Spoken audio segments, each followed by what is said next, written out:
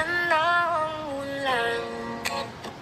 Tumakbo na sa kawalan, lumangoy sa kasakiman, lubog sa kapabayaan, ayan na ang Kapag ulan. umuulan, buong barangay lumulubog. Kabuhayan nawawala, pangarap ay inaabot. May proyekto, may budget, may pangakong solusyon. Pero bawat bagyo, balik na naman ang sitwasyon. Hindi kami nandito para manghusga ng tao, pero ang may tanong ang puso ng bawat Pilipino. Kung pera yan ng bayan, dapat suwan ang nakikinabang. Pero ang nangyayari sa bulsa nyo nilalaan, hindi lang flood control ang kailangan ng bansa, kundi integridad, malasakit at pananampalataya. Panginoon, ikaw lang ang aking kailangan. Sa ganitong problema, ikaw lang ang aming sandigan. Isingin mo ang taong hayok sa kayamanan, dahil hindi iyon madadala sa kamatayan. Dahil ang totoo, ikaw ang aming kayamanan. Dapat sa puso ng tao, ikaw ang number one. Mapalad ang taong sumusunod sa iyo.